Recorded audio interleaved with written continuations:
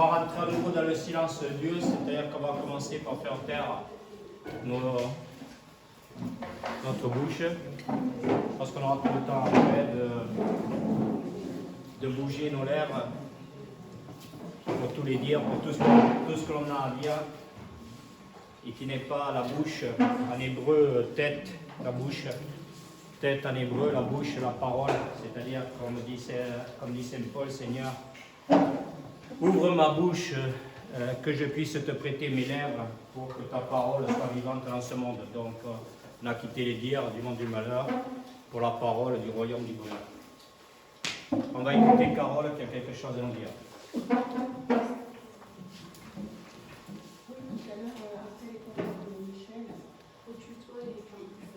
Tout à l'heure, après les paroles de Michel, je suis allée vers lui dans un petit coin et je lui ai dit quelque chose et il m'a dit que ce serait mieux de le dire devant tout le monde. Voilà, je suis un peu intimidée, mais bon.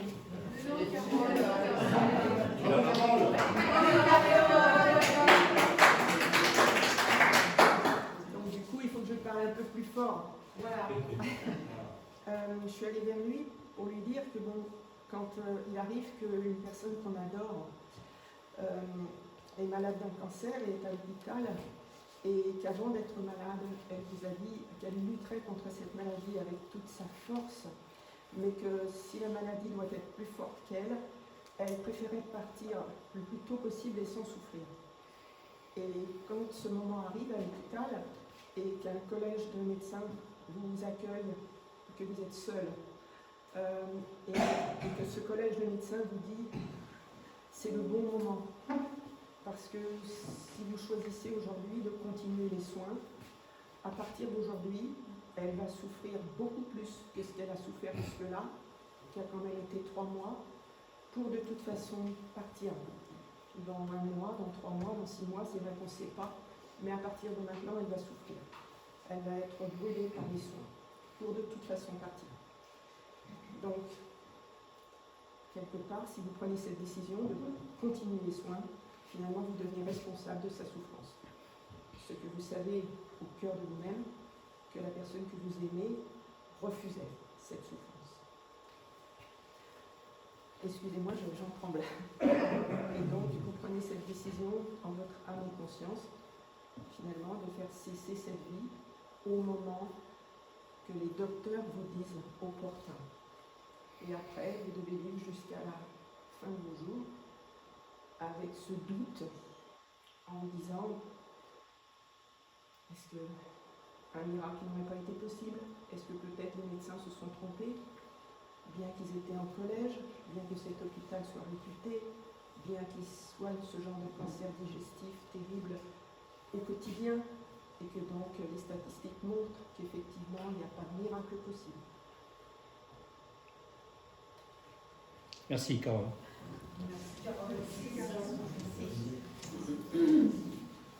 Bon, alors, bien sûr qu'il n'y a pas de réponse donc à ça. Pourquoi? Parce qu'il n'y a pas de réponse à ça. Pourquoi?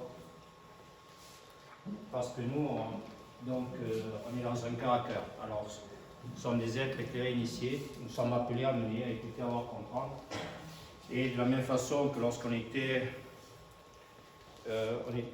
étions dans le monde du malheur, nous n'étions pas comme Adam et Ève au paradis, nous n'étions pas des êtres nus, nous n'étions pas des êtres confondus, nous étions des êtres nus. Et c'est-à-dire qu'on confondait le masculin et le féminin de l'être parce qu'ils étaient très proches l'un de l'autre. Lorsque l'homme tombe dans le monde du malheur, il se retrouve complètement nu, c'est-à-dire dépourvu,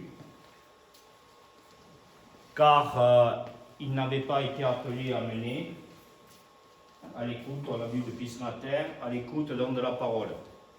Et qu'est-ce qu'est cette parole? Elle est souffrance. C'est-à-dire cette parole, c'est le souffle divin de l'errance. Nous savons que l'errance, c'est ce que le Satan veut nous appeler à mener à faire lorsque nous vivons par rapport au fait, dans la constatation du fait. Lorsque nous sommes face à une situation comme celle-là, nous devons appliquer l'archétype des Proverbes chapitre 8. Je vous écoute. Qui c'est qui était là hier?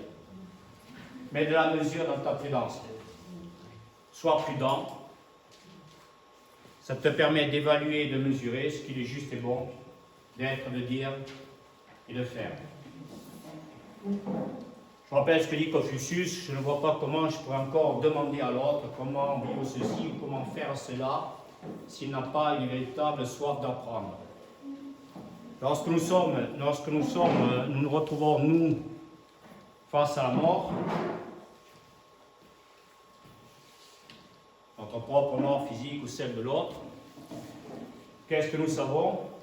C'est qu'on ne dissocie pas cette mort des 4 temps, les 4, donc, ce carré de la vie matérielle, de la manifestation, qui est naissance, vie, mort et résurrection. Est-ce que les docteurs de la science se posent la question de la douleur, de l'enfantement, d'un accouchement qui serait long, qui serait dur, qui serait pénible, et pour lequel il faudrait anesthésier le bébé lui-même? Anesthésier le bébé lui-même. Mais ça, ce sont des considérations que nous savons que nous ne pouvons pas prendre. Nous savons que nous ne pouvons pas, nous ne devons pas les prendre.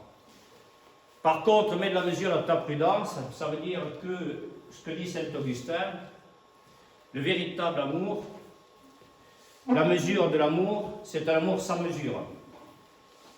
Donc nous ne pouvons pas avoir l'ego et l'orgueil, nous n'avons plus, de penser et de croire que ce que nous ferions ou ce que nous ne ferions pas serait juste et bon. Simplement, il nous est demandé d'être à l'écoute de notre cœur et de nous appeler et de nous amener d'être à l'écoute du cœur de l'autre. Et de bien, ça nous permet d'évaluer et de mesurer et de bien respecter sa pure, simple et véritable volonté. Mais on ne peut écouter cette véritable volonté de l'autre que si nous sommes au cœur de nous-mêmes, ce qui nous permet d'aller au cœur de l'autre. Ça nous permet d'évaluer et de mesurer le plus possible, le mieux possible, ce qu'il est juste et bon d'être, de dire, de faire dans notre relation à l'autre. Mais c'est notre souffrance, ce souffle de l'errance. Le Christ était cherchant, persévérant et souffrant. C'est parce que nous cherchons ici la lumière, comme vient de le faire Carole, il cherche la lumière. Et demandez, on vous donnera, cherchez, vous trouverez, frappez, on nous ouvrira. Nous savons que Dieu est amour, nous savons que Dieu est amour, son amour est infini et éternel. Qu'est-ce qu'il nous faut faire, puisque nous sommes des êtres humbles? Carole, et tous les autres, bien sûr. Nous devons laisser Dieu nous parler. C'est lui qui va nous dire. Est-ce que nous voulons une mort confortable pour nous? Parce que nous ne sommes pas, justement. Est-ce que c'est confortable d'être au cœur de soi-même?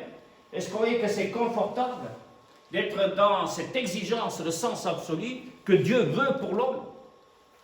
Est-ce que c'est confortable d'être réveillé à 3h, 4h du matin? Est-ce que c'est confortable? Heureusement que ça n'y est pas. Parce que ce qui est dur me rend fort. Et si je ne suis pas dur, comment mon cœur peut être ce rocher d'où va couler maintenant pour cet être qui va passer de la mort, c'est-à-dire qui va quitter son corps charnel pour retrouver son corps spirituel? Est-ce que ma présence va être ce miel et ce lait qui va lui donner toute la force, toute l'énergie, qui va donner toute la force et l'énergie à son âme, pour que, avec moi, par ma présence, cette âme soit libérée de ce corps charnel, de ce corps matériel, qui concentrait les douleurs de tout et de tout le monde. Je vous ai écrit, je rappelle, sortir du camp de concentration, on le voit là, face à la mort de l'autre. Si nous ne sommes pas centrés sur nous, se concentrent autour de nous des forces du mal qui nous pénètrent et nous renvoient à toutes les douleurs, tous les malheurs, pour nous qui sommes au cœur de nous-mêmes, de toute l'humanité, d'hier, d'aujourd'hui et de demain. Est-ce que, avec de l'opium, de la morphine, nous allons aider cette âme à faire, cet esprit, à faire son passage d'un corps manifesté pour retrouver son corps spirituel non manifesté? Est-ce que ça va passer par des doses de plus en plus importantes d'opium et de morphine? Je suis médecin homéopathe et quand la science nous dit que, comme par hasard, à partir de la 7e centésimale animalienne, donc il faut y croire en homéopathie, hein, voilà, moi je suis médecin homéopathe parce que je pense et que je crois, et uniquement ça, vous avez bien compris. Et quand la science nous dit qu'à partir de la 7e centésimale animalienne, il n'y a plus de matière, donc même médecin, chercheur Benveniste avait appelé ça la mémoire de l'eau. C'était très beau, moi je trouvais ça très très beau, parce que l'homme il a perdu la tête, il a perdu la mémoire, il a perdu tout ça. Et donc comme nous, on commence par se plonger dans les eaux du baptême, hein, pour être élevé à la conscience des sages et des maîtres de Dieu. Donc c'est très important pour nous de savoir que nous on a perdu la tête, mais que l'eau elle a la mémoire. Mais bien sûr que l'eau elle a la mémoire, puisque elle a la mémoire de quoi? De l'Esprit de Dieu qui nous plonge dans ses baptêmes d'eau, de feu et de mort. Et donc, c'est très intéressant de savoir que lorsque nous sommes élevés à cette conscience-là, on se rend compte que, au-delà de la matière, donc il y a de la vie, puisque toutes les prescriptions que je fais en homéopathie, c'est essentiellement du 30CH, c'est pas du 7CH. Quand j'ai besoin du 7CH, c'est qu'on est encore dans la matière. C'est-à-dire qu'à partir de la 7e centésimale animalienne, ce jour du repos, on est dans la vie, la pure vie, dans la vie, on a vu, de notre corps astral, de notre corps mental, et après ça monte, ça monte, ça monte. Et 30, c'est 3, le Père, le Fils et le Saint-Esprit, multiplié par 10, c'est-à-dire le iode, c'est la pleine et parfaite lumière. À tel point que nous nous retrouvons dans un monde où l'homéopathie aurait été déremboursée parce qu'elle n'est pas scientifique, mais c'est une médecine qui fait faire 40 jours de travail quand les docteurs de la science en font 4000. C'est une médecine qui fait ce qui est énorme, mais il y a des gens encore qui sont dans le besoin, on va y arriver, qui fait 1100 actes de kiné quand les autres en font 40 000. Et qui fait 600 actes d'infirmier quand les autres en font 26 000. Donc c'est tout le passage du besoin donc à la nécessité. Lorsqu'on est face à une situation aussi dramatique et catastrophique, comme celle que vient de nous évoquer Carole, c'est bien pour nous appeler, nous amener et bien nous signifier qu'il nous faut bien rester et demeurer au cœur de nous-mêmes, parce que si on reste au cœur de nous-mêmes, on demeure dans ce cœur à cœur, dans notre tension à nous, notre tension à l'autre, et le pont, le lien n'est pas rompu et ne sera jamais rompu avec nous, puisque nous sommes bien au cœur de nous-mêmes. Et parce que nous passons, nous avons bien suivi ce chemin de la souffrance, le souffle de l'errance, et surtout que nous sommes dans l'amour qui est fort comme la mort, et qu'on ne laisse pas le Satan s'emparer encore et toujours de notre âme. C'est pour ça que nous sommes des vierges sages, nous veillons à être toujours à l'esprit. Et on ne va pas laisser le Satan nous dire, mais tu as vu l'autre, ton être cher,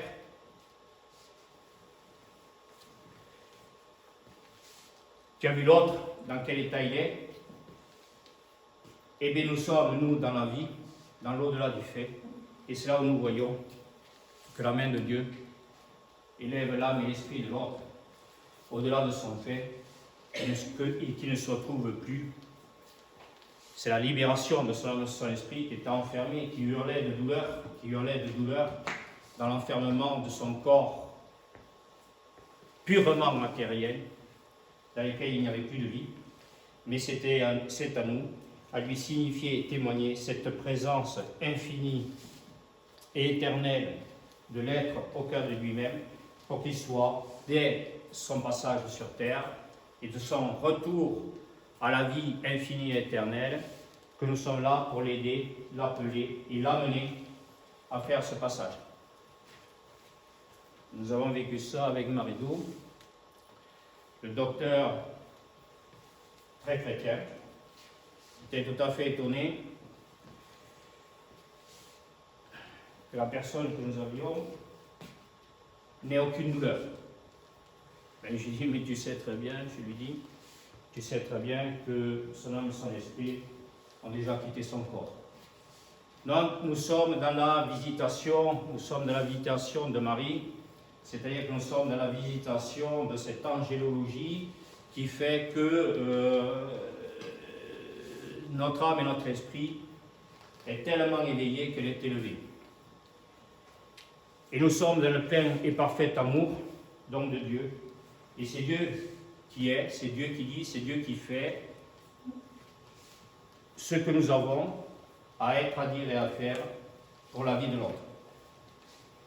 Donc c'est à nous, on écoute ce que font tous les gens, bien sûr, les docteurs sont là, ils ont fait leur travail le plus possible, ils ont combattu le mal physique le plus possible, mais nous, ce qui est très important pour nous, c'est qu'on est non pas dans le bien-être, nous ne sommes pas des marchands du temple, des marchands de bien-être, mais on est bien au cœur de nous-mêmes. Et au cœur de nous-mêmes, ce n'est plus nous, c'est Dieu.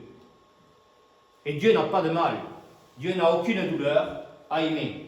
Donc laissons Dieu, c'est toute notre humilité. On n'a pas d'ego pour penser ou croire que nous aurions tel pouvoir, tout ça. Nous sommes, nous, des contemplatifs. Nous contemplons l'œuvre de Dieu en nous et à travers nous. Donc tous ces gens qui sont aujourd'hui dans des détresses mentales, morales, d'une horreur terrible, nous sommes là pour leur signifier que nous sommes là, et que nous sommes là tellement en nous, que nous sommes aussi en eux. Et à ce moment-là, c'est le soulagement complet et total, parce qu'on n'est pas dans une vie relative au fait, on n'est pas en deçà de nos possibilités, nos capacités, on est au-delà de nos possibilités, nos capacités, parce que c'est au-delà, c'est Dieu lui-même. Il n'y a plus rien qui manque, c'est-à-dire qu'il n'y a plus de fait, on est déjà dans l'au-delà du fait. Elena a vécu ça il y a peu de temps. J'ai vécu avec Karim, il l'a accompagné jusqu'aux portes du temple. Et voilà. J'ai vécu le travail pratique des 2 premiers séminaires. C'était difficile. Alors, Michel, j'ai pu l'aider. Alors, nous ne sommes pas, nous, dans le jugement. Pas plus de l'être qui est en train de... Donc, nous avons pris conscience qu'il y avait tellement de douleurs, de malheurs. Voilà, il y avait un tel karma que c'est des douleurs terribles et atroces. Mais il faut savoir que ce karma aujourd'hui est bien sûr, c'est ce karma, ce dont nous avons hérité de nos parents, grands-parents, arrière-grands-parents, qui n'avaient pas de guide, de sage et de maître.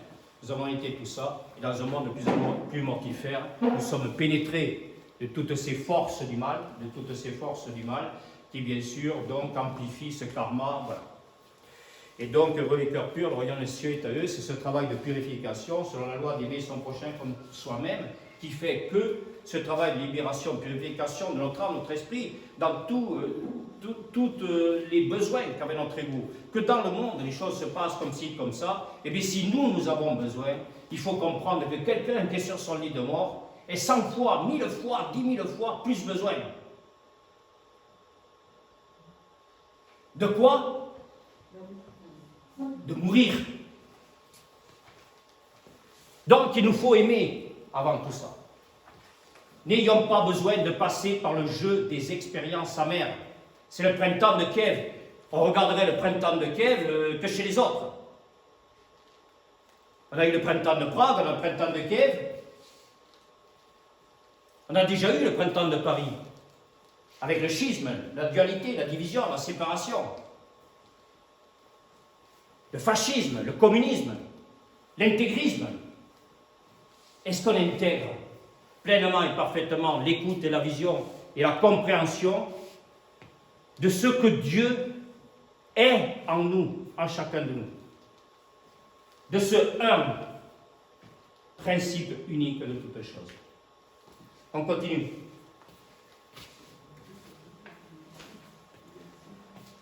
La mort spirituelle ou le travail de deuil. Qu'écoute ma parole et croit en celui qui m'a envoyé, obtient la vie éternelle et il échappe au jugement, car déjà il passe de la mort à la vie.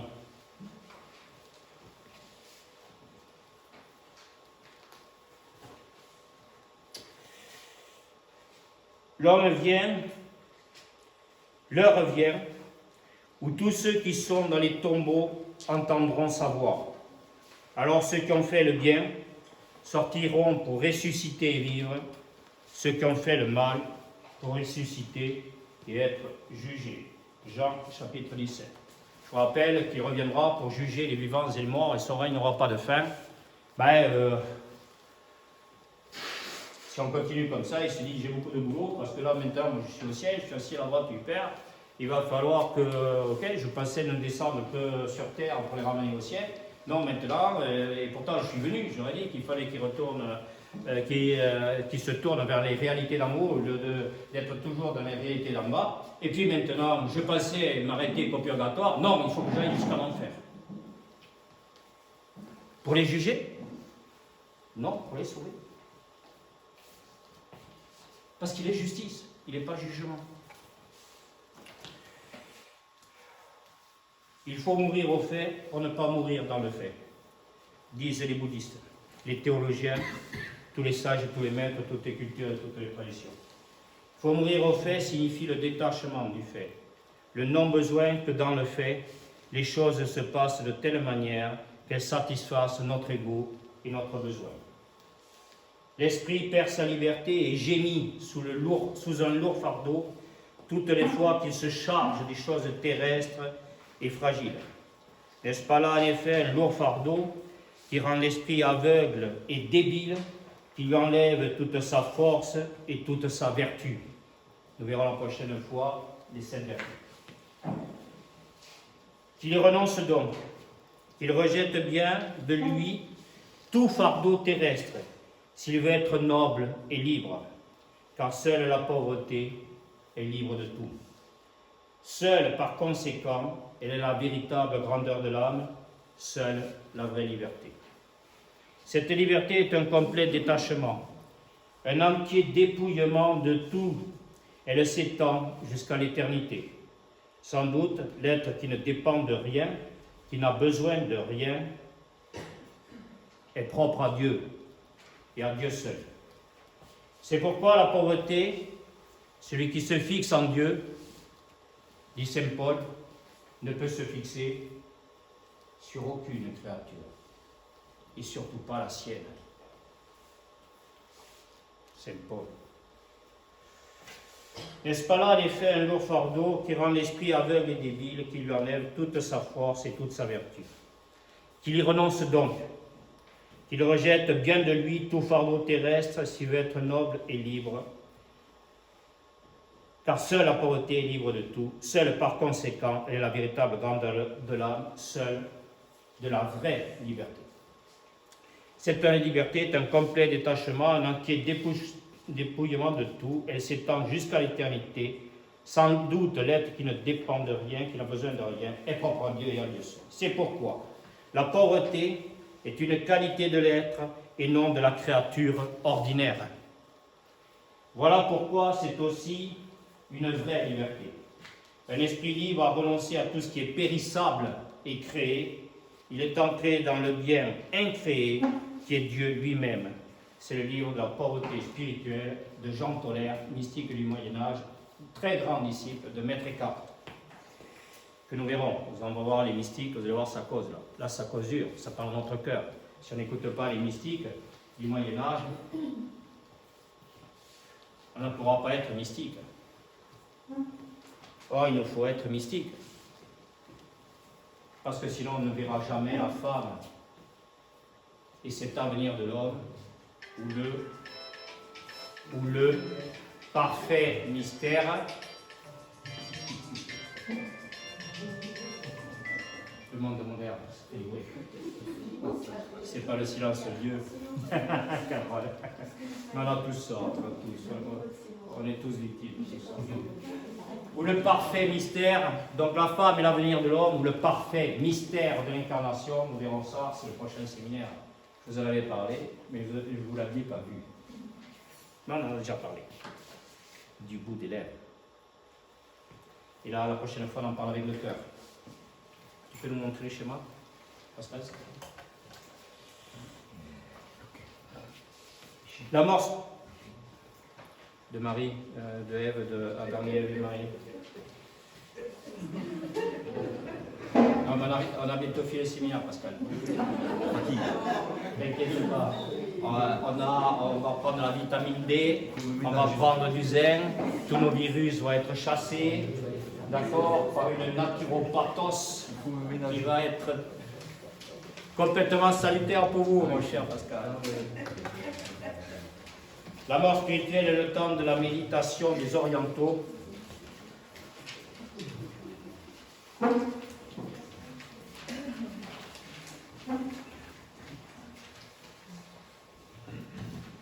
La mort spirituelle est le temps de la méditation des orientaux, de ceux qui réorientent leur vie vers leur cœur.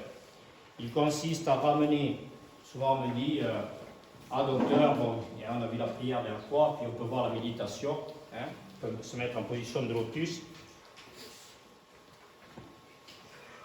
Mais nous, on est en pleine et parfaite méditation. Pourquoi? Qu'est-ce qui nous dit qu'on est en pleine et parfaite méditation? Qu'est-ce que c'est que la pleine et parfaite méditation? C'est le ici et maintenant du Christ. C'est la médiation, on passe sur votre cœur, alors là, ça monte. Ça monte pas là? C'est pas monté, hein? Et ça monte pas. Bon. On a intérêt à monter. Si on ne monte pas, qu'est-ce qu'on fait? On redescend aux enfers. On est passé du sensible à l'intelligible, on n'est quand même pas trop bête maintenant. On a l'intelligence, elle est au cœur de nous-mêmes. Il faut pouvoir non pas être agrégé, mais être rassemblé. Ah, s'ils étaient comme des brebis égarées sans berger, se mis à les enseigner longuement. Marc, chapitre 5.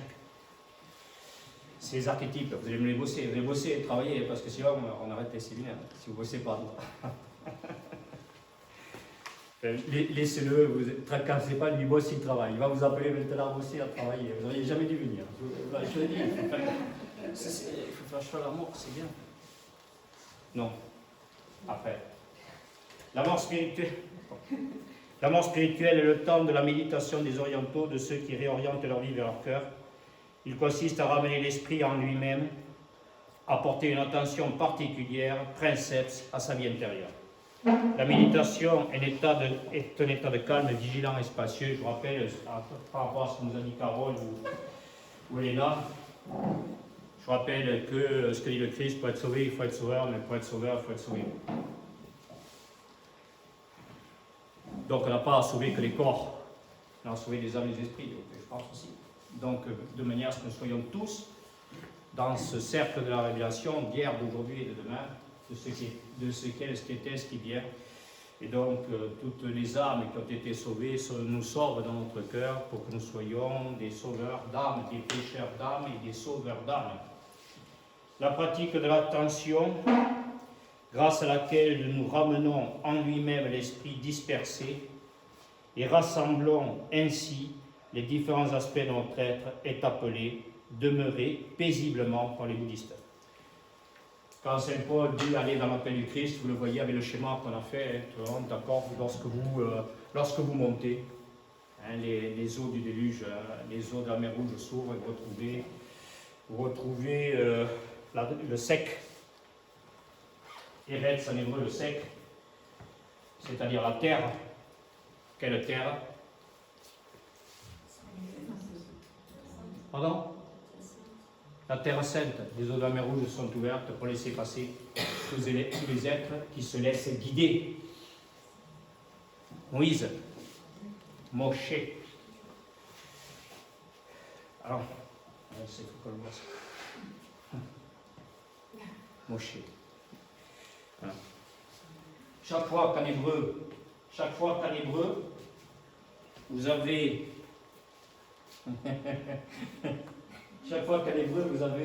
un mot où il y a le O.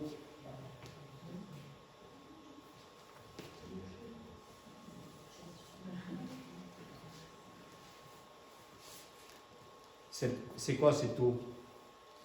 C'est l'œil. C'est l'œil. Mais ça la pupille. Il manque le point. Et cet eau, c'est le regard de Dieu.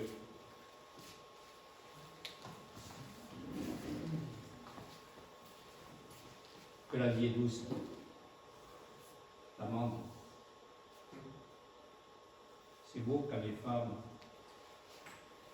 ont des yeux d'amande. Toutes les femmes. Grâce à Dieu.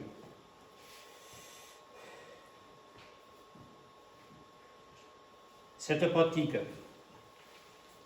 la pratique de l'attention, grâce à laquelle, je vous rappelle, nous ramenons en lui-même l'esprit dispersé et rassemblons ainsi les différents aspects de notre être, est appelée demeurer paisiblement par les bouddhistes. Cette pratique permet d'accomplir 3 choses. Premièrement, les divers aspects fragmentés de nous-mêmes qui étaient en conflit déposent leurs armes. C'est intéressant, ça, déposer les armes. Se dissolvent et s'harmonisent. L'être intérieur commence alors à apercevoir la splendeur de sa nature fondamentale. Notre nature divine, on regarde vers le haut, il faut regarder vers le haut, dit Saint Paul, et là on commence à voir notre surnature. On commence à retrouver notre nature divine originelle. Deuxièmement, la pratique de l'attention désamorce notre négativité, notre agressivité et la turbulence de nos émotions, héritées directement de notre manque d'initiation et des nombreuses vies qui ont précédé la nôtre. Plutôt que de les refouler ou de nous y complaire, on voit l'intégration de nos animaux, on l'a vu, avec les schémas, ça monte. Il importe ici d'en reprendre le pouvoir, la maîtrise, avec une sympathie, une générosité et une reconnaissance aussi ouverte et vaste que possible. Tout malheur est bon quand on sait l'interpréter. La bonne interprétation est celle de la vie qui s'offre à partir du fait pour nous mener dans l'au-delà du fait. Du fait qui n'est plus subi mais transcendé. Cette générosité est si chaleureuse, si douce et si agréable qu'on se sent enveloppé et protégé par elle comme par un manteau de soleil, disent les maîtres tibétains. Troisièmement, cette pratique dissout et élimine en nous le mal et la dureté, dévoilant et révélant ainsi notre bon cœur fondamental. Alors seulement commencerons-nous à être utiles à autrui. Nous aurons quitté notre tunique de peau, l'apparent, le futile, pour revêtir l'essentiel, le Christ, Saint Paul. Vous devez quitter votre tunique de peau pour revêtir le Christ. On lève les voiles. On les lève. De nos insouciances et inconsciences. En supprimant graduellement en nous toute limoté et agressivité grâce à la pratique de l'action, nous permettons à notre bon cœur authentique, à cette bonté fondamentale, notre vraie nature, de resplendir et de créer l'environnement chaleureux au sein duquel s'épanouira la vie de tout être véritable, dit Sogyal Rinpoche. De resplendir et de créer l'environnement chaleureux au sein duquel s'épanouira la vie de tout être véritable, Sogyal Rinpoche. La méditation est une cause puissante d'éveil de soi-même pour autrui. En effet, l'esprit ordinaire ne reçoit que des apparences d'intensité et de profondeur très différentes de la nature de l'esprit. Le travail de libération de notre vie, de son conditionnement au fait, lui permet de passer la porte des hommes, celle de l'intériorité, et quitter la terre d'exil de la servitude pour entrer dans celle de la maîtrise.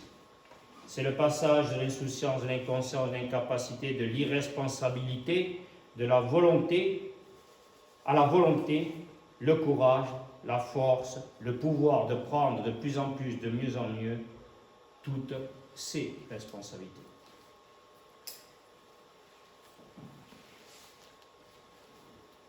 Parce que nous sommes appelés, amenés à être véritablement responsables, nous ne voulons plus de faux responsables qui seraient condamnés à se penser, à se croire responsables, parce qu'ils ne le seraient pas. Être ou ne pas être, Shakespeare. Laissez venir à moi les petits-enfants, dit le Christ. L'enfant plongé dans les eaux du baptême passe de la mort à la vie par la libération et la purification de son âme et de son esprit, du péché originel, la tentation de l'extériorité qui entraîne toujours sa chute. Si le baptême qui nous unit à sa mort, si par le baptême qui nous unit à sa mort, nous avons été mis au tombeau avec lui, c'est pour que nous menions une vie nouvelle, nous aussi, comme le Christ, qui, par la toute-puissance du Père, est ressuscité d'entre les morts. Romains chapitre 6, verset 4.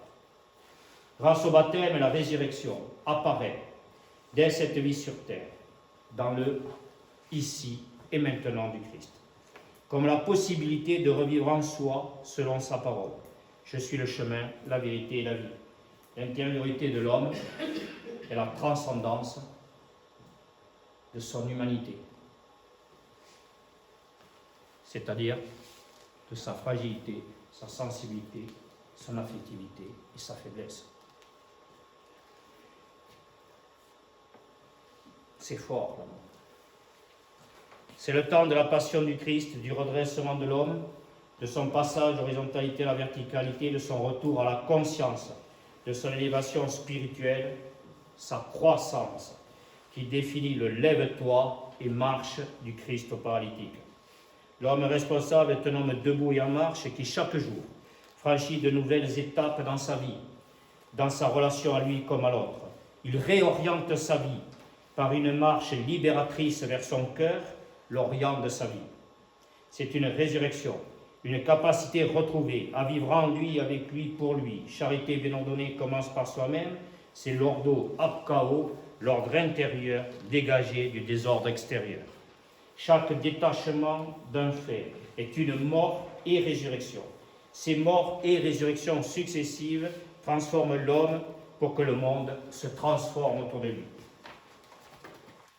La mort spirituelle est une libération croissante qui mène l'homme à l'unité de la vie en lui, avec lui, pour lui, en vue de s'unir de plus en plus, de mieux en mieux au monde. C'est le retour au vivant, à l'être qui vit en lui. L'homme ordinaire est en vie, seul le sage est vivant, dit Sénèque dans la vie heureuse. Depuis 3 séminaires, nous sommes appelés à ne plus uniquement exister sans savoir, sans pouvoir, devenir vivant pour nous laisser appeler en toute humilité à redevenir éternellement vivant. La mort spirituelle est le chemin de la sagesse.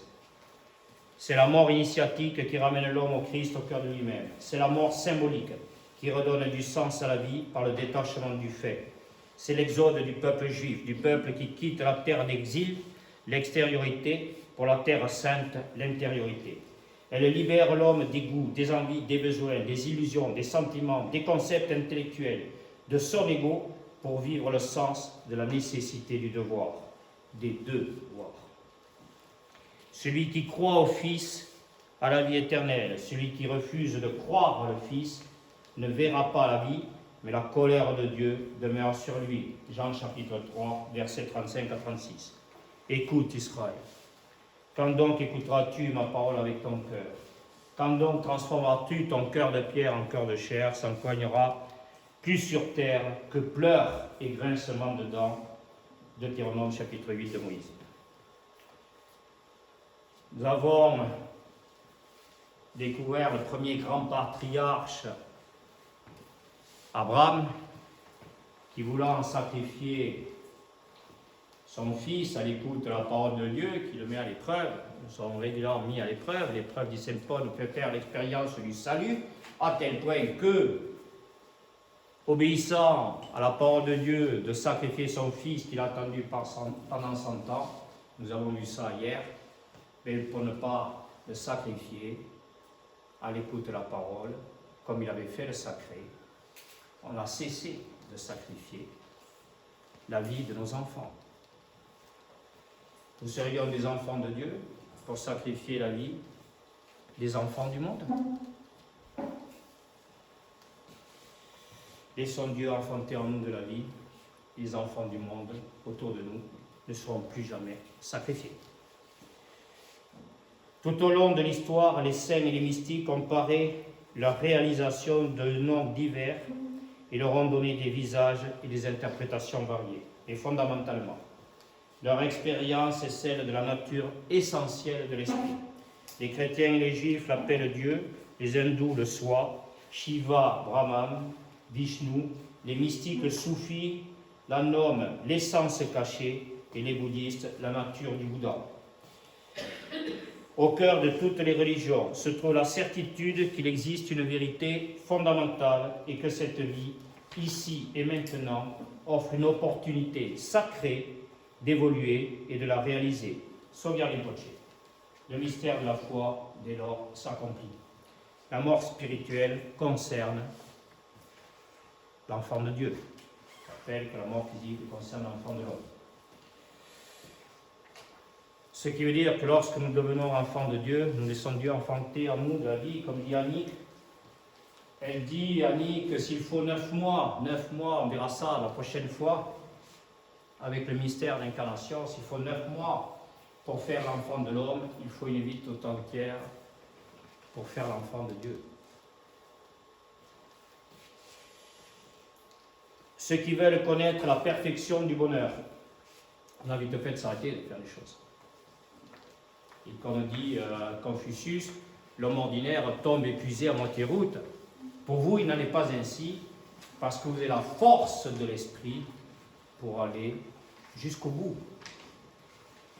Et les bouddhistes disent, pour donner un sens à sa vie, il ne faut pas perdre de vue les buts que l'on se fixe, et pour ça établir une hiérarchie dans ses priorités. Et la priorité, c'est la résurrection de la chair. Parce que nous étions morts et nous sommes des ressuscités. On était morts dans le fait, là je le dire qui vous fait, et nous ressuscitons parce que nous sommes toujours dans l'esprit de recevoir cet amour de Dieu pour générer et créer maintenant une vie meilleure, un monde meilleur. Nous allons nous lever demain matin pour savoir qu'est-ce que nous sommes, qu'est-ce que nous disons. Est-ce qu'on va être dans cette jouissance du cœur? Notre cœur va être chaque jour davantage rempli de sens, comme on remplit un bassin d'eau avec une source d'eau vive. Est-ce que toute notre âme, notre esprit, notre corps seront des bassins d'eau vive dans lesquels tous les êtres avec nous et autour de nous viendront se purifier? Parce que les cœurs purs, le royaume des cieux est à eux. La mort divine. On est bon. Ceux qui veulent connaître la perfection du bonheur, il n'y a pas de bonheur sans perfectionnement, et la beauté qui est cachée aux yeux des hommes, doivent cultiver cette qualité de l'amour. Vous devez être détaché de tout et cependant tout aimer. Krishnamurti. Ceux qui veulent connaître la perfection du bonheur et la beauté qui est cachée aux yeux des hommes doivent cultiver cette qualité de l'amour. Vous devez être détaché de tout et cependant tout aimer. Et cependant tout aimer, dit Krishnamurti, le poème de cercle. C'est la mort ontologique, génératrice et créatrice de vie, à l'écoute de Saint Paul, nous disant, ce n'est pas moi qui vis, c'est le Christ qui vit en moi. L'homme qui vit en Christ reçoit la vision du Christ vivant et ressuscité d'entre les morts. Notre résurrection, c'est nous au cœur de nous-mêmes. Pleine et parfaite résurrection. Nous savons que nous sommes passés de la mort à la vie parce que nous aimons nos frères. C'est l'amour qui est fort comme la mort. 1 Jean chapitre 3. Qu'est-ce que c'est que cette mort? C'est le jugement. On s'arrêterait d'aimer l'autre sous prétexte du fait qu'il serait ceci ou qu'il ne serait pas cela. Ce qui fait que Dieu et Dieu se reposent sur un détachement impassible, là, sa pureté, simplicité, immutabilité, inconditionnalité, il n'y a plus de fin. Nous ne sommes plus des êtres conditionnés. Nous sommes tellement conditionnés que nous avons besoin de l'air conditionné. Et l'air est conditionné, les écologistes oublient à tous nos besoins égotiques de faire des milliers de kilomètres. Alors que nous n'avons fait aucun chemin pour être là. Vous n'avez fait aucun chemin. Rassurez-moi. Rassurez-moi, vous n'avez fait aucun chemin pour être là.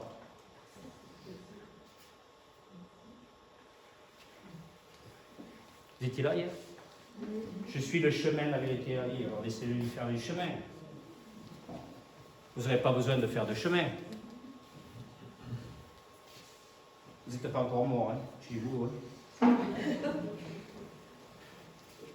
Et je suis médecin, il faut que je vous fasse mourir.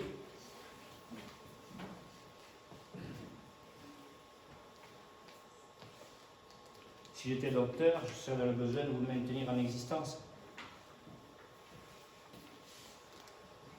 Sans vie, en existence, sans vie.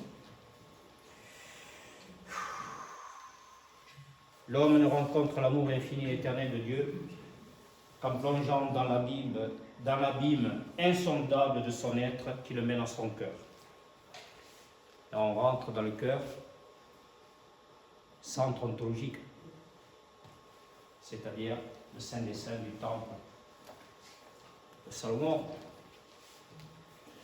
Vous devez renoncer à tout ce que vous avez, tout ce que vous êtes, y compris vous-même, pour porter ma croix dans le monde, dit le Christ aux apôtres. La croix du Christ symbolise la verticalité de l'être, l'esprit de l'homme, tourné vers le ciel, l'esprit en deux, et non vers la terre, la matière.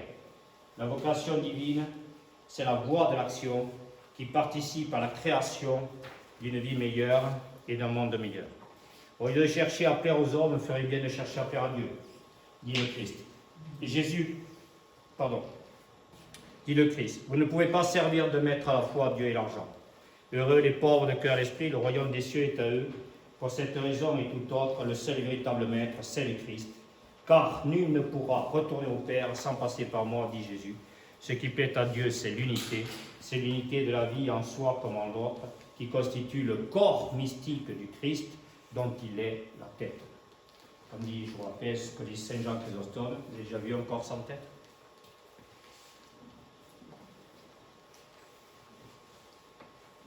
Est-ce que vous avez déjà vu un corps sans tête? Pardon? On en voit malheureusement de plus en plus des corps sans tête. Pourquoi pas toi? Carole, pas toi? T'as pas...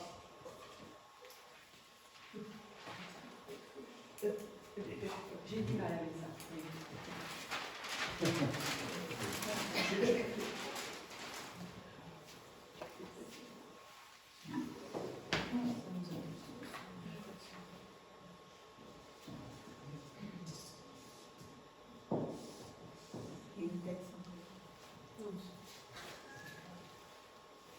n'avez pas envie d'être un corps sans tête? T'as pas envie d'être un corps sans tête? T'as pas envie que ce soit la tête de ta tête? Tu veux pas aller dans ta matrice du crâne? Bon, on reverra tout ça, ne vous inquiétez pas. Vous voyez? Le corps sans tête. Seigneur, que toi et me pardonne si quelque chose vient de moi. C'est le corps sans tête.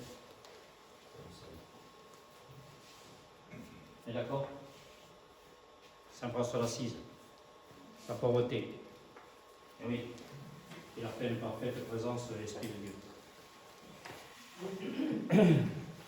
Pour cette raison et toute autre, le seul véritable maître, c'est le Christ. Ce qui plaît à Dieu, c'est l'unité. C'est l'unité de la vie en soi comme en l'autre qui constitue le corps mystique du Christ dont il est la tête. Cette unité de vie est le fruit de l'amour de Dieu, établi selon ses commandements. Tu aimeras Dieu de tout ton cœur, de toute ton âme, de toute ta force, de tout ton esprit. Et tu aimeras ton prochain comme toi-même.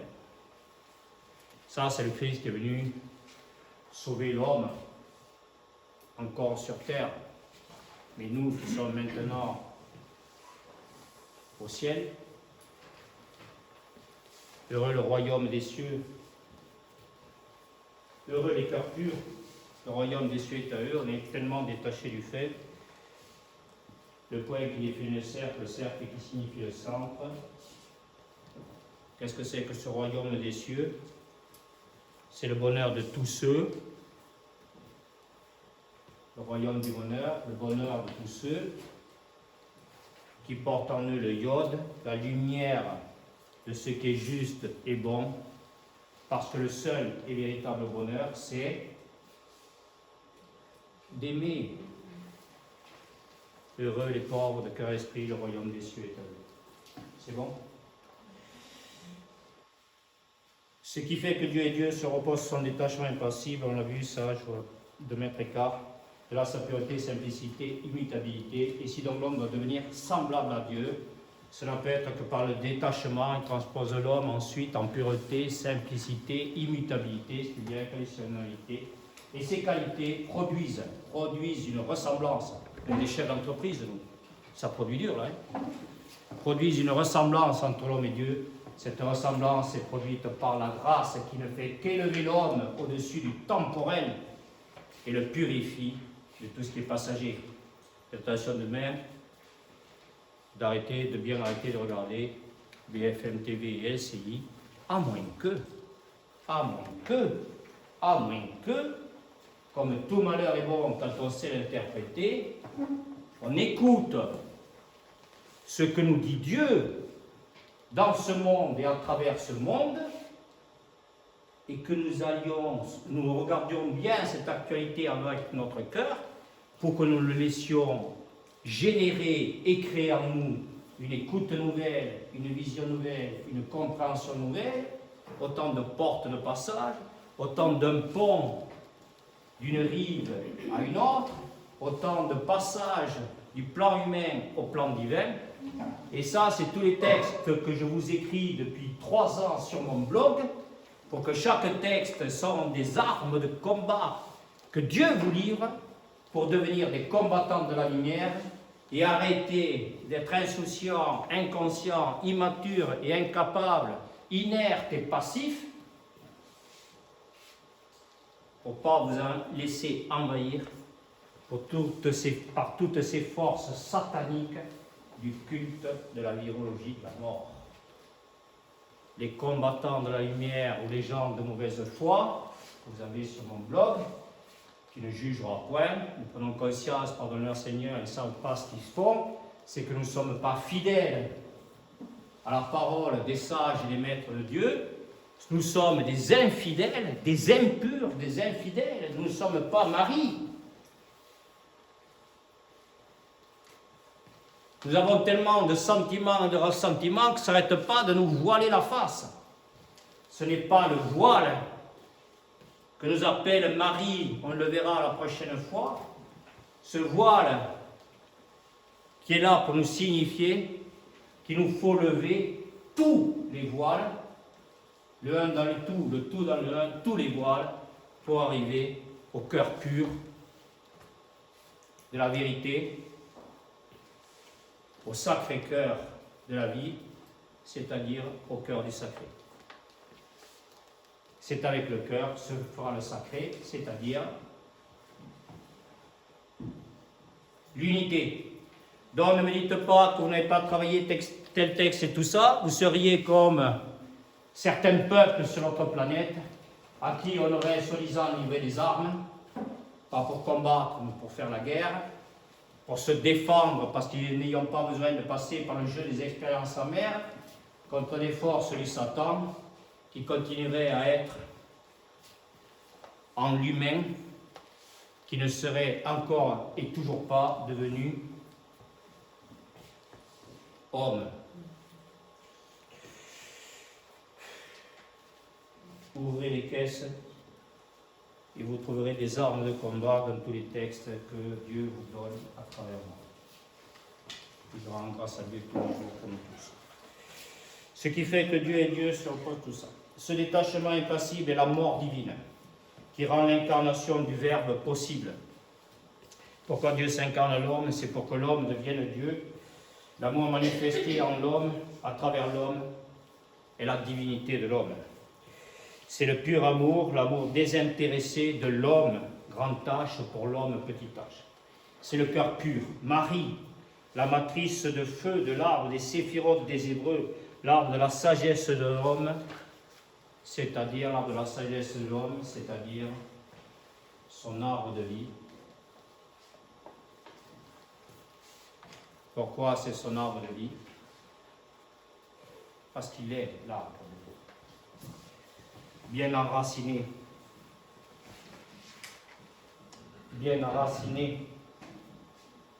au cœur de lui-même. Pourquoi il est bien enraciné au cœur de lui-même? Parce qu'il fait partie du peuple élu, c'est-à-dire Israël, le masculin de l'être, signifié par cette grandeur de l'âme et de l'esprit de l'homme qui est retourné au El. En hébreu, lui, Dieu, rappelle Jacob, est devenu Israël. Pourquoi il nous rappelle pourquoi Jacob est devenu Israël?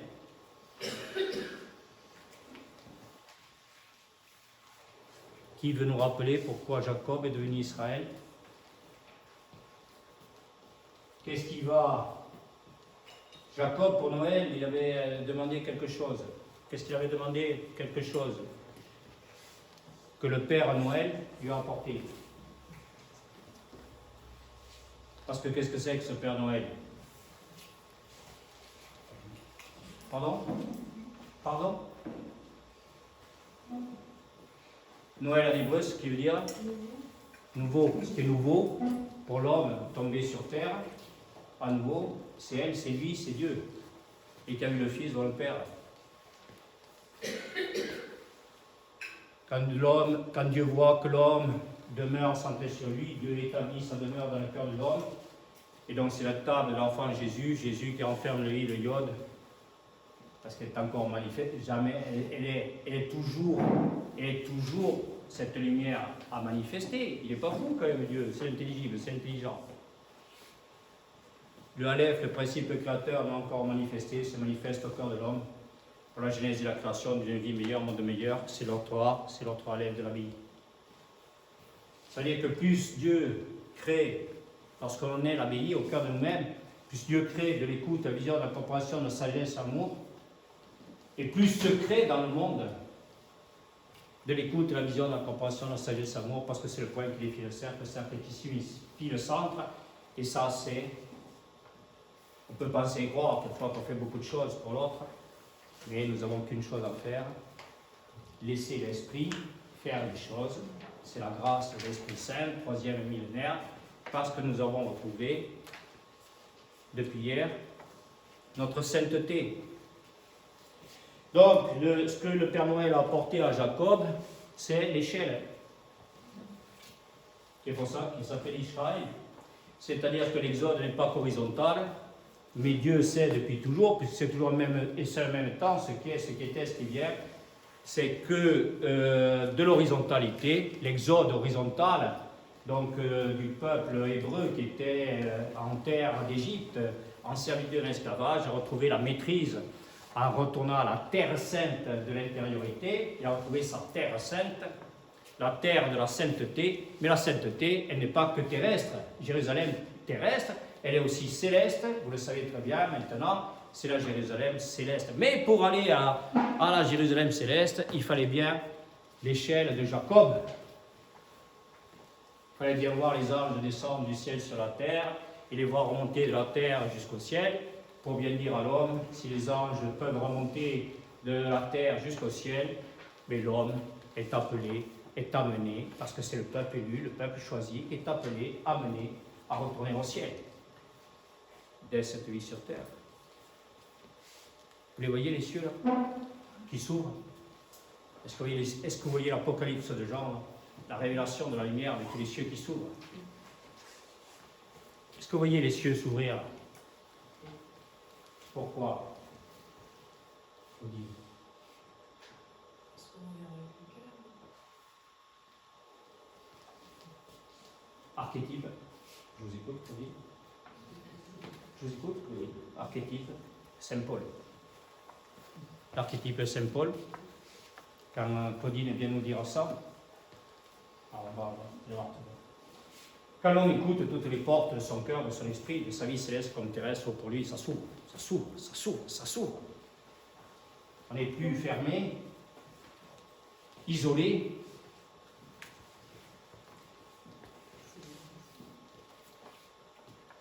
Confituré. Non, confiné. J'ai dit confituré parce que il n'y a plus du fruit, il n'y a plus du sucre. On l'avait vu.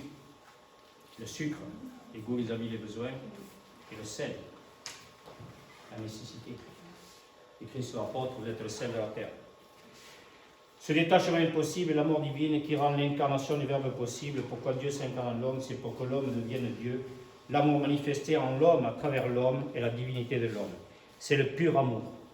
L'amour désintéressé de l'homme pour l'homme. C'est le cœur pur, Marie, la matrice, le feu, l'arbre des séphirotes des époques.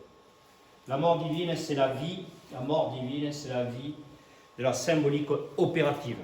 Celle de la bonne nouvelle. Celle qui consiste à l'écoute nouvelle, la vision nouvelle, pour une vie sans cesse renouvelée. Celui qui vient à moi n'aura plus jamais faim ni jamais soif, car il sera devenu lui-même la source d'eau vive qui jaillira jusqu'à la vie éternelle. À l'écoute de la parole, il devient le bon samaritain. C'est le passage de l'avoir à l'être. C'est-à-dire que la Samaritaine, il dit à Jésus, comment juif ferait-il pour donner quelque chose à une Samaritaine? Comment ferait-il pour s'abaisser? On verra ça, c'est magnifique le puits de la Samaritaine. Comment ferait-il pour s'abaisser à donner quelque chose à la Samaritaine? Je vous dis ça très vite? Oui, c'est bon. La Samaritaine lui dit, donc Jésus dit à la Samaritaine, donne-moi de ton eau. Et la Samaritaine lui dit, donne-moi de ton eau, parce qu'il vaut mieux que je te donne de mon eau, que tu me donnes de ton eau, plutôt que moi je te donne de la mienne.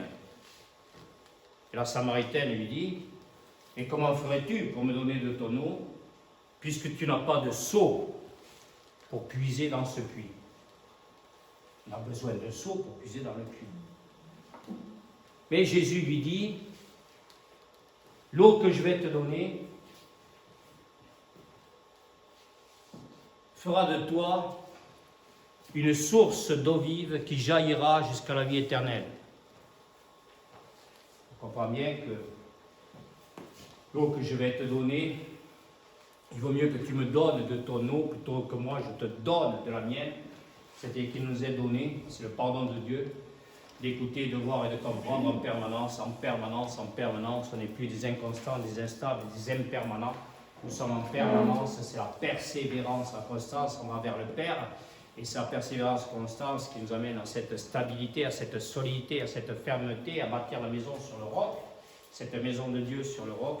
Et donc il nous appelle en permanence à être cette source d'eau vive jusqu'à la vie éternelle. On comprend très très bien pourquoi Jésus a dit, il vaut mieux que tu me donnes de ton eau, là, futile et éphémère, plutôt que je te donne de la mienne, parce que là, ça t'appelle et ça t'amène à l'essentiel et à l'éternel, à l'éternité de l'écoute, de la vision, de la compréhension, de la sagesse et de l'amour. C'est compliqué, si vous êtes fatigué, il faut arrêter. Mais ce que vous ferez au nom de Dieu, dit Saint Paul, il vous le rendra au centuple. Non. Qu'est-ce que nous disons maintenant? Ce que vous ferez au nom de Dieu, il vous le rendra 1000 fois. Centuple, c'est parce qu'avec le Père et que le Fils. Saint Paul connaissait que le Père et que le Fils.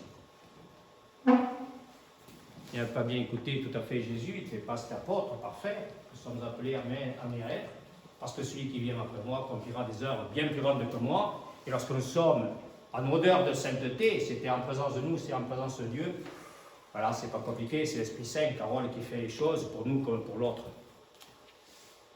Quel que soit le fait, quel que soit son fait.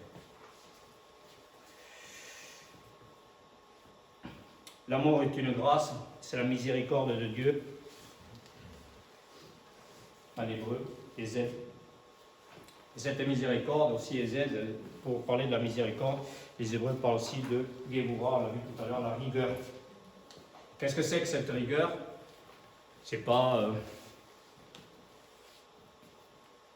C'est bien sûr la discipline, c'est-à-dire la rigueur, c'est bien sûr la discipline, nous sommes des disciples du Christ. Pourquoi nous sommes des disciples du Christ? Parce que nous sommes rectifiés, parce que vous êtes des hommes droits, justes et fidèles, vous faites partie du peuple de Dieu. Donc vous n'avez pas le droit, vous n'avez plus le droit. C'est ça la source de vie qui arrive jusqu'à la vie éternelle. Vous êtes le droit, vous êtes rectifiés. Vous êtes au cœur de vous-même. Vous êtes droit dans vos bottes. Vous êtes ces enfants de Dieu. Vous êtes devenus la merveille. Quelqu'un me parlait hier. C'est toi qui me parlais hier du Petit Prince. Eh bien, nous avons vu depuis trois séminaires, qu'est-ce que nous avons vu? Le petit poussin qui a pris les bottes de 7 lieues pour arriver au 7e jour de la création, au jour du repos, où là c'est Dieu qui fait tout, c'est le jour du Seigneur. C'est Dieu. Dieu fait tout, pleinement et parfaitement, en nous, pour nous et pour les autres. La mort divine, l'amour est une grâce, c'est la miséricorde de Dieu, même si le méditant abandonne la méditation n'abandonne pas le méditant.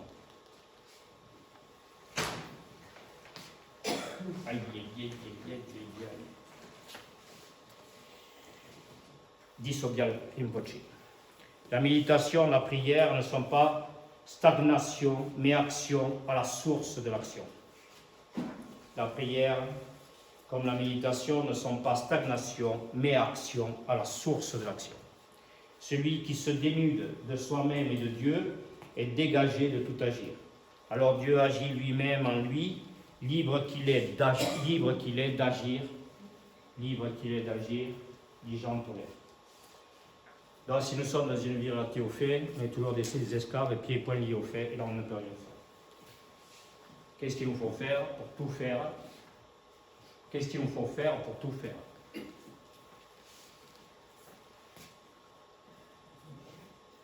On arrive au bout du séminaire, oui, il faut mourir quand même un peu, si on veut ressusciter, c'est pas ce que vous voulez faire.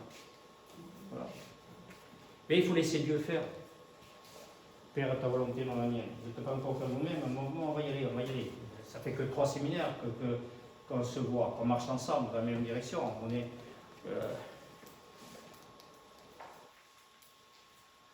Marchez tant que vous avez la lumière, afin que les ténèbres ne vous rattrapent pas. Jacques, chapitre 1, faire chemin Saint-Jacques. Et là, je te donnerai une descendance qui se multipliera comme les étoiles dans le ciel, Compostelle, le champ des étoiles. Ça va briller partout, dans la nuit, les ténèbres de ce monde. Combien il y a d'étoiles là? Dès que ça se réveille, on va briller. La mort, voilà ce que c'est que faire la fête. Voilà. Par contre, quand on est dans la jouissance du cœur, notre cœur est rempli de joie de nous voir donner du sens à la vie, comme ça a été fait au moment de la fête hier soir. La mort divine est celle de la transfiguration. Croyez-moi, je suis dans le Père et le Père est en moi. Si vous ne me croyez pas, croyez du moins à cause des œuvres elles-mêmes. Amen, amen, je vous le dis. On peut penser croire.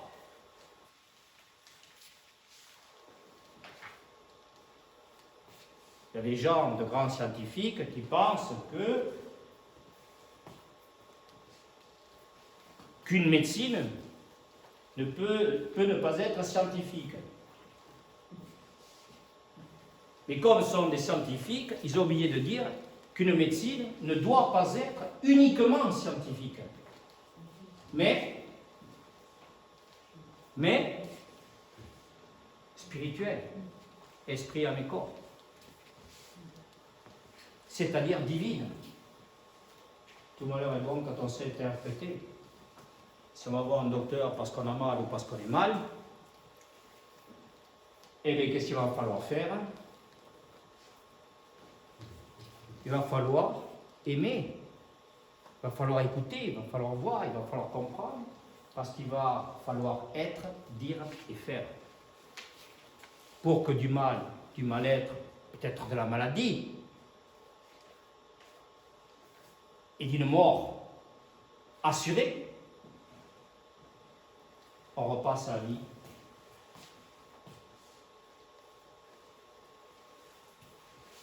Qui est l'au-delà.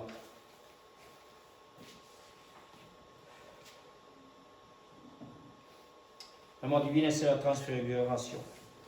Amen, amen, je vous le dis, celui qui croit en moi fera les œuvres que je fais. Il en fera même de plus grandes parce que je pars vers le Père et tout ce que vous demanderez en mon nom, je le ferai, afin que le Père soit glorifié dans le Fils. C'est parce que nous sommes dans cette filiation céleste, parce que nous sommes et que nous vivons en Christ, c'est parce que nous sommes le corps du Christ, que le Christ lui-même en est la tête.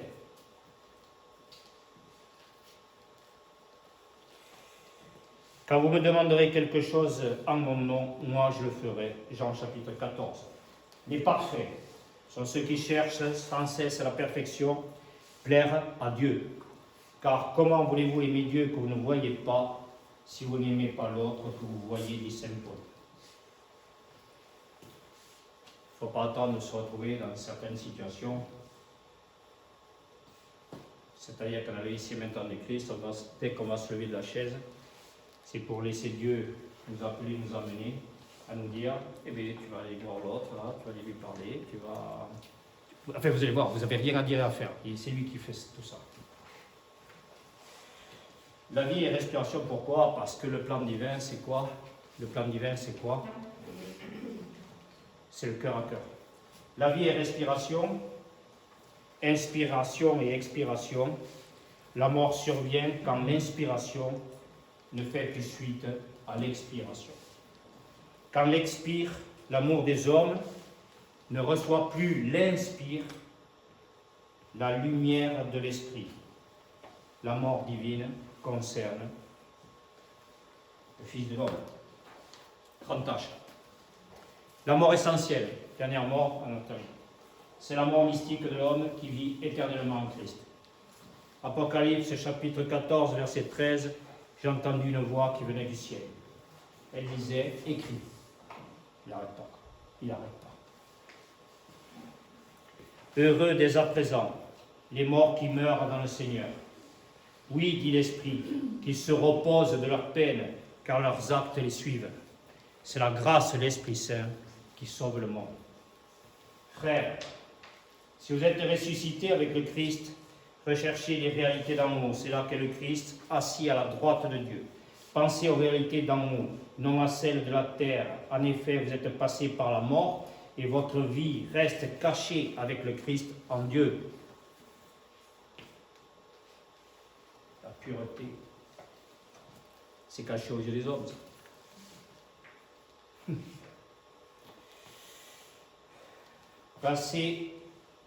Pensez aux réalités d'amour, non c'est la terre. En effet, vous êtes passé par la mort et votre vie reste cachée avec le Christ en Dieu.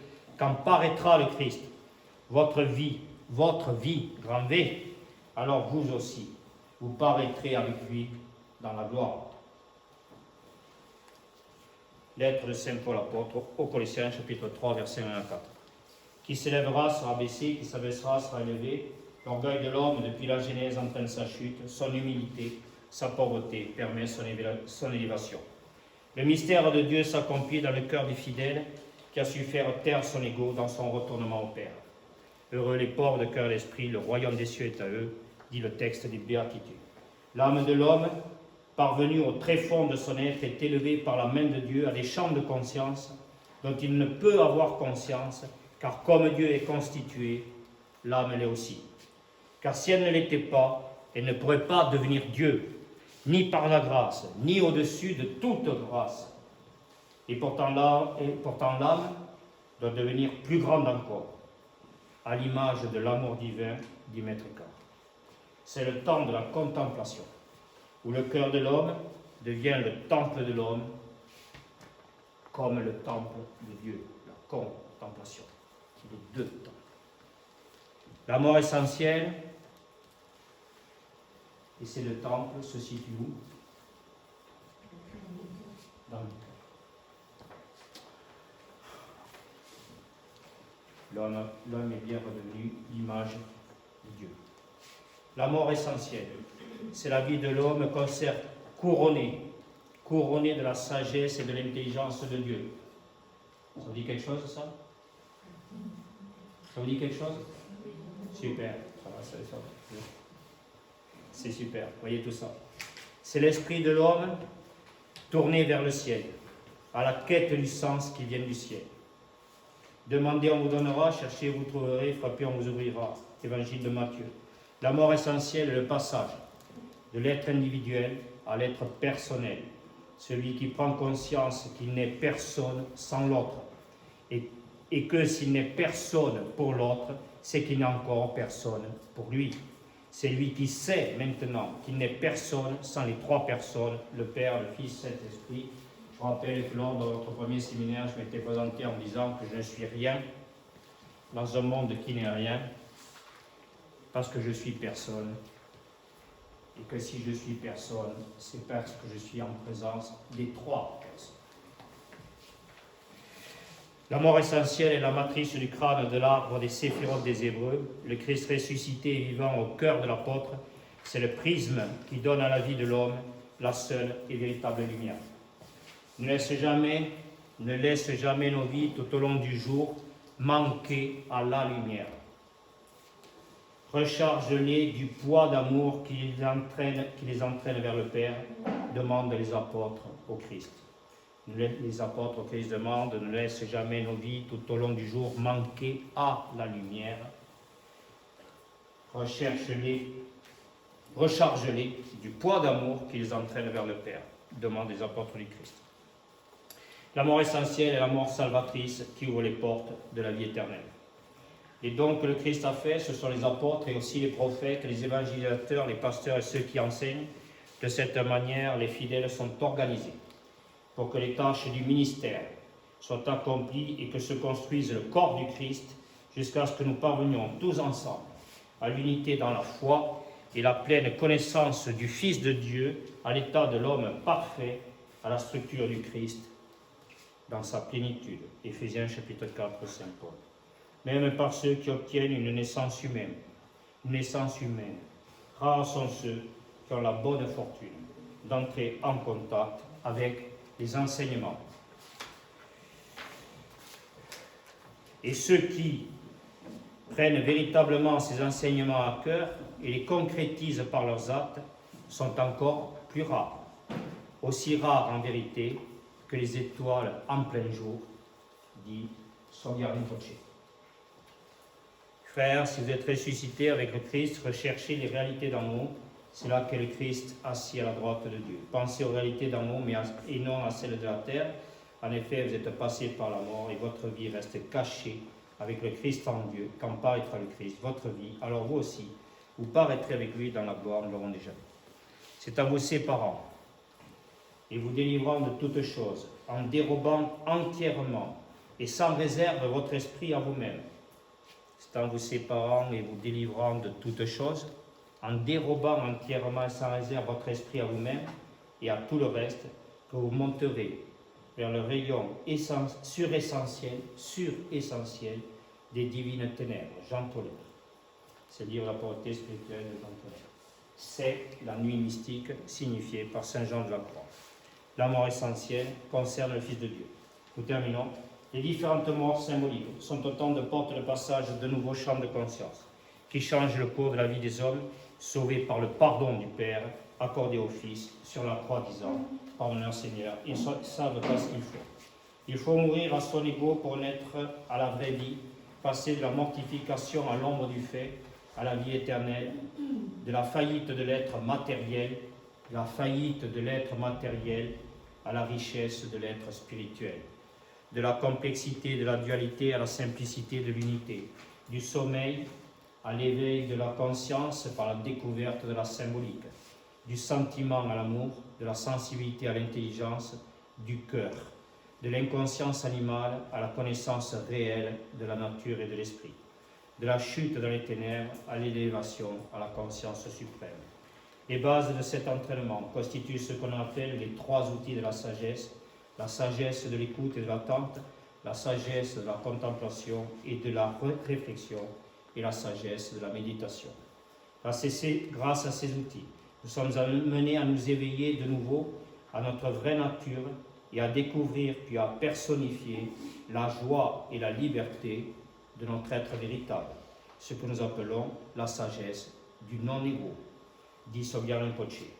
Nous échapperons ainsi à la tragédie que constitue la chute continuelle dans l'illusion et le retour incessant dans la ronde douloureuse des naissances et des morts, des compensations et des décompensations. Cette vie représente la seule occasion et le seul lieu qui nous soit offert pour nous préparer au salut de nos âmes, et nous ne pourrons le faire que par une pratique spirituelle assidue et fervente. Nous devons vivre chaque jour comme si nous allions mourir demain, disent les bouddhistes. C'est la méditation du Bouddha, la sagesse de Confucius, l'ésotérisme des maîtres soufis, l'amour du Christ qui donne le sens de la vie sur terre, faite des mortels, des vivants. Faire des mortels, des vivants, qui donne le sens de notre vie sur terre, faire des mortels, des vivants. Quand l'homme redevient vivant, il rend le monde vivant et l'univers tout entier se rend vivant en son cœur. C'est une grâce de l'esprit que de voir et de savoir que si les petits-enfants sont le fleuve, les enfants la rivière, les parents le torrent, les grands-parents le ruisseau, les arrière-grands-parents la source de la vie sur terre, et que cette source a son origine au ciel, car tout vient du ciel pour se jeter dans l'océan infini de la vie éternelle. Les uns ne peuvent exister sans les autres, car l'interdépendance du monde essentiel et du monde, c'est l'interdépendance du monde essentiel et du monde phénoménal. Il ne s'agit donc pas, pour ceux que nous considérons comme disparus physiquement, de ne pas continuer à vivre et de les voir vivants au cœur des vivants. En résumé, les trois morts sont des champs de conscience essentiels à la vie. La mort spirituelle est renaissance à la vraie vie. La vie intérieure, la vie en soi avec soi pour soi. La mort méditative est accession à la vie spirituelle, faite de partage et d'amour. La mort contemplative est renaissance, résurrection à la vie céleste, à l'élévation de la nature immortelle et infinie de l'esprit, à la conscience suprême. Blake écrit « Si les portes de la perception étaient purifiées, toute chose apparaîtrait telle qu'elle, infinie. » Les processus de purification, aussi douloureux que nécessaires, traversent toute l'histoire. Ils traversent la vie des hommes qui se sont donnés au Christ. Dans cette purification, le mystère de la mort et de la résurrection est toujours présent. Les hommes vont souvent trop loin dans leur quête d'expansion. Ce qui a trop poussé à travers l'exaltation de l'homme doit être comme la vigne, émondé. De même que le sarment ne peut pas porter le fruit par lui-même s'il ne demeure pas sur la vigne, de même vous non plus, si vous ne demeurez pas en moi. Jean chapitre 15, verset 1 à 8. C'est seulement à travers ces processus de mort que la fécondité se préserve et se renouvelle. Benoît XVI. Les eaux du baptême, l'initiation, régénèrent la vie de l'être humain, voué autrement à la mort, à la dénaturation, à la chute en suivant l'instinct de son animalité. Par son intériorisation, par la reconstruction du temple de sa vie intérieure, l'homme retrouve sa nature divine originelle. Par l'amour du Christ, il est racheté du péché originel et élevé à la conscience de la surnature essentielle. Il est vrai qu'avec le temps, et petit à petit, on peut arriver à n'avoir plus besoin de mourir au péché, en ce sens qu'on aura pu atteindre tel degré de perfection que les créatures et les hommes ne trouveront plus rien à mortifier. On se sera tellement détaché de soi-même et de tout ce qui est créé que tout sera devenu, selon l'expression de saint Paul, ordure et balayure de la rue. Mais encore faut-il convenir que cette mort multiple et variée est tellement secrète et cachée que les hommes ne peuvent en juger. Toutefois, ce qui est certain, et ce qu'on ne doit pas oublier, c'est que jamais en ce monde l'homme n'arrive à un tel état de mort spirituelle, à une telle perfection de vie, que Dieu ne trouve quelque chose encore à mortifier en lui. Par conséquent, l'homme pauvre et détaché de tout se livrera bien à l'action mortifiante de Dieu, mais non à celle de la créature qui ne trouve plus rien à détruire en cet âme. Jean Tollet. N'oublions pas que nous sommes des voyageurs du temps hors du temps. La vie sur terre n'est qu'une étape, nos corps, un refuge que temporaire. Merci à vous.